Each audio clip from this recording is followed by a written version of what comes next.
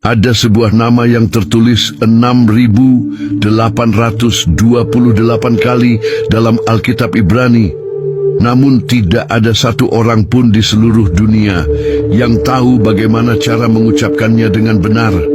Nama yang begitu suci, begitu agung, begitu dihormati, hingga selama lebih dari 2000 tahun, tidak seorang pun berani menyebutkannya dengan lantang.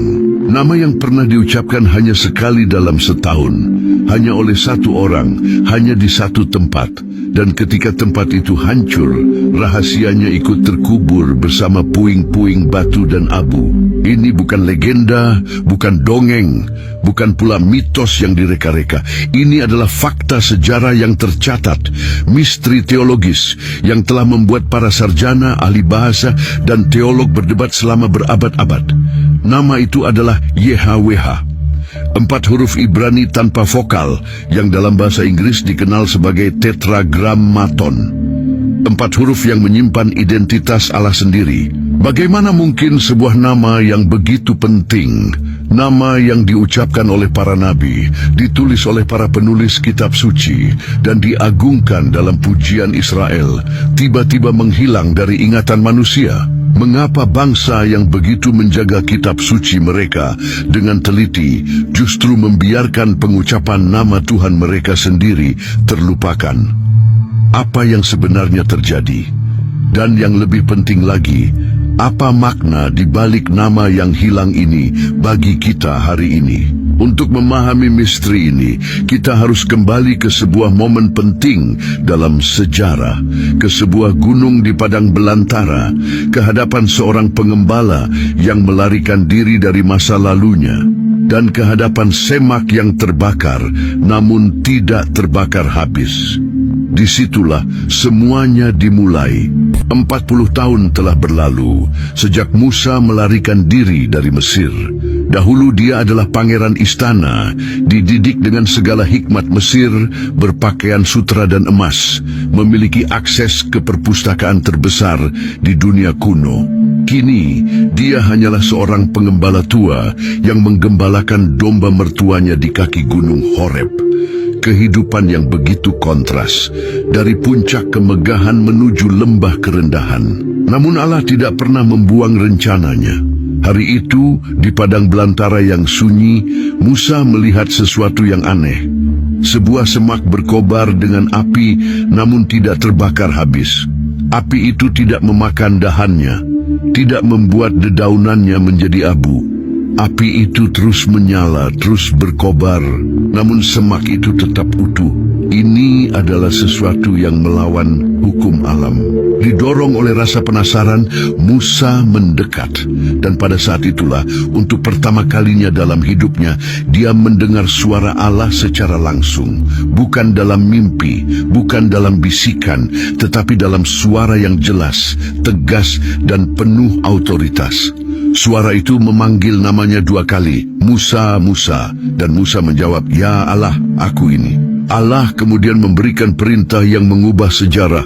"Lepaskan kasutmu dari kakimu, sebab tempat yang kamu diinjak itu adalah tanah yang kudus." Ini bukan sekedar instruksi tentang etika. Ini adalah pelajaran pertama tentang kekudusan. Ada perbedaan antara yang profan dan yang sakral. Ada jarak yang harus dijaga antara yang terbatas dan yang tak terbatas. Bahkan tanah yang diinjaknya sudah menjadi kudus. Allah kemudian menyatakan rencananya untuk membebaskan bangsa Israel dari perbudakan di Mesir. Dia memilih Musa sebagai pemimpin, sebagai pembebas, sebagai nabi yang akan membawa umatnya keluar dari tanah penindasan menuju tanah perjanjian. Namun Musa, dengan segala ketakutannya, dengan segala keraguan yang memenuhi hatinya, bertanya sesuatu yang sangat fundamental. "Ketika aku datang kepada orang Israel dan berkata kepada mereka, 'Allah nenek moyangmu telah mengutusku kepadamu,' dan mereka bertanya kepadaku, 'Siapa namanya?' Apa yang harus kujawab kepada mereka?" Ini bukan pertanyaan sembarangan. Dalam budaya Timur Tengah kuno, nama bukan sekedar label identitas.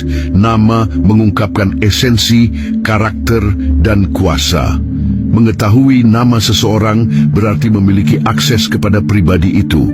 Dan Musa tahu ketika dia berdiri di hadapan para tua-tua Israel, mereka akan bertanya, "Nama apa yang digunakan Tuhan untuk memperkenalkan dirinya kepada engkau?" Jawaban yang diberikan Allah kepada Musa, disitulah salah satu pernyataan paling mendalam dalam seluruh Alkitab. Allah berfirman, "Aku adalah Aku." Dalam bahasa Ibrani, Ehyeh Asher Ehyeh.